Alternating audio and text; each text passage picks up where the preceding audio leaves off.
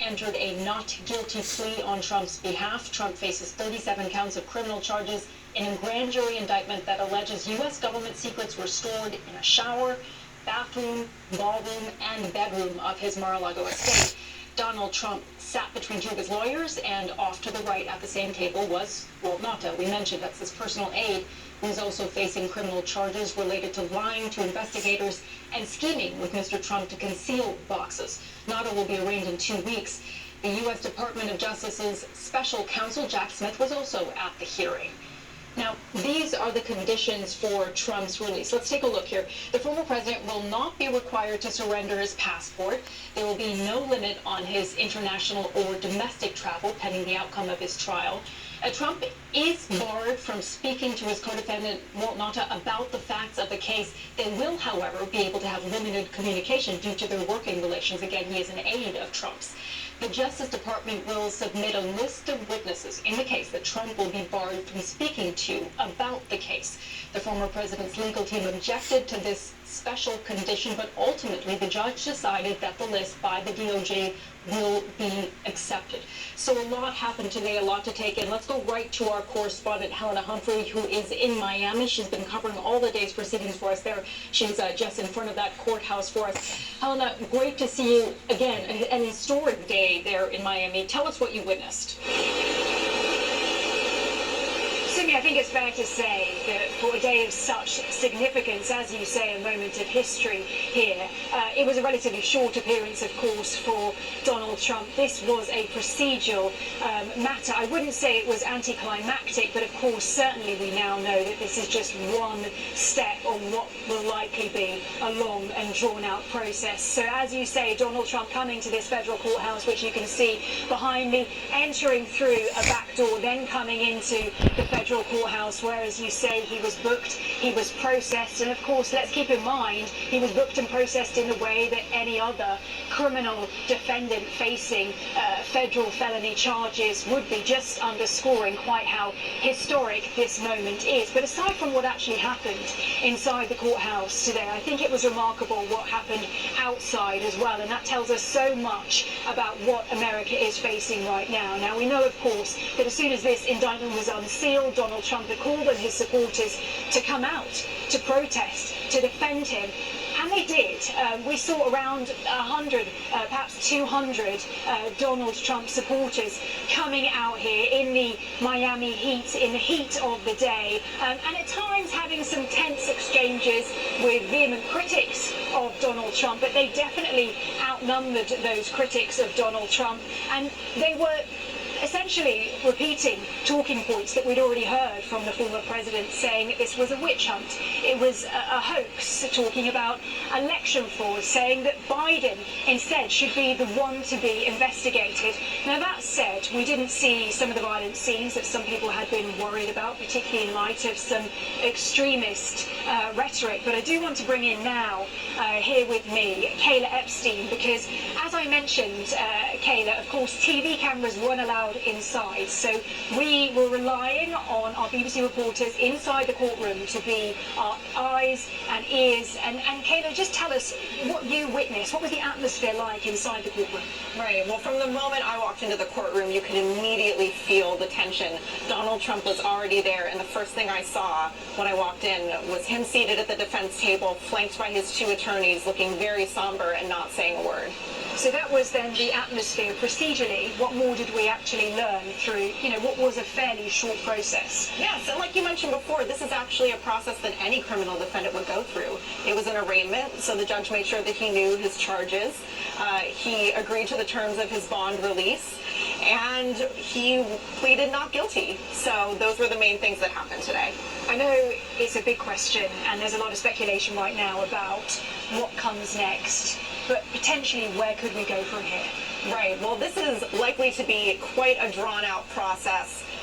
We are going to see lawyers haggling over what what materials are admissible. The defense attorneys are going to be trying to make the best possible case for the president, and it will, likely take some time and could drag out into the 2024 election. All right, Kate Epstein, there, US senior journalist for BBC. Thank you so much for your insights. So as you see, Sumi, as we've just been mentioning, one step in what will potentially be a very protracted legal process.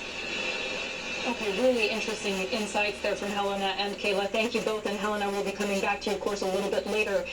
But as we've been looking at those pictures from Bedminster, New Jersey, let's go right to Major Garrett, Chief Washington correspondent for CBS News. He is in Bedminster, where Trump is expected to make his speech. Major, thank you so much for joining us. So what do you expect to hear from the former president tonight? So we're expected to see former President Trump here in the outdoor courtyard of his golf club in Bedminster, New Jersey, about 8:45 Eastern Standard Time here in the United States. And if passed as prologue, quoting Shakespeare, we will hear a speech very much like former President Trump gave in Mar-a-Lago at his club there after the Manhattan District Attorney indicted him on other charges, and that is all charges brought against former President Trump are politically motivated because, as he said then and is likely to say now, he is the Republican frontrunner for the nomination in 2024, and this is an attempt, he will argue, by the sitting Biden administration to villainize him as the leading Republican challenger for that nomination and possibly for the presidency in 2024. And the atmosphere you see behind me is an array of about 300 or so Trump supporters, maybe 200. They are club members here at the golf club in Bedminster, New Jersey. They are invited guests. Some of them are donors to the Trump campaign. And they're hoping to raise, and that's what they're going to do tonight, have a little party, but also raise some money. Their goal, about $2 million. And what's interesting about every fundraising effort that the former president undertakes at this present time, some of that money goes to fuel his presidential campaign, which is political. Some of it goes to pay his legal bills, which are mounting.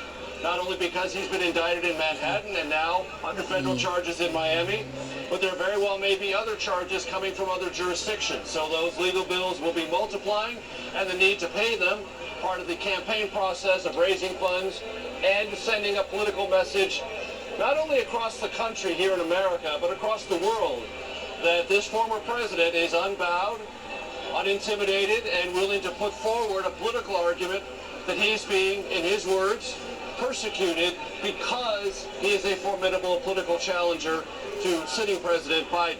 That's the atmosphere here in Bedminster. Really interesting, Major. And can you tell us, what are you hearing from the former president's campaign tonight?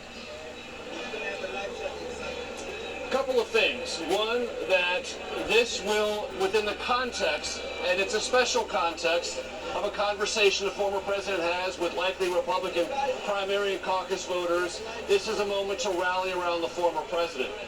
And our own CBS News polling that came out this weekend, much of which reflected awareness of this federal indictment, 37 charges, showed that most Republicans, 61%, said that it changed their opinion of the former president. Not at all. 14% told us it actually improved their assessment of former President Trump. So add those two numbers together. 61% and 14%, that's 75% said it's either had no effect or improved their assessment of former President Trump. And the Trump campaign believes that right now, in this moment, there is a rallying around the former president. The great question, and the Trump campaign doesn't have a firm answer for this, is that going to be the durable political effect? There are plenty of challengers to former President Trump for the Republican nomination. Some of them are beginning to dip their toes in the water of criticism about this indictment, saying they wouldn't have handled classified documents in this way. And they have some serious questions about what the president did with those documents after leaving the White House. They haven't fully criticized him or tried to take him down yet on this, but you're beginning to see them trying to experiment with some form of criticism about his underlying conduct. All right, well, we will be certainly watching very closely to hear what the former president says there tonight.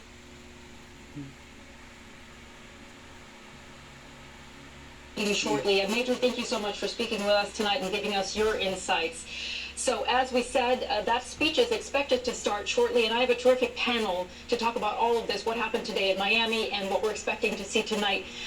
This panel is with me here in studio, Rena Shah, Republican strategist, and joining virtually tonight we have Bradley Moss, national security lawyer, Chuck Coughlin, CEO and president of High Ground.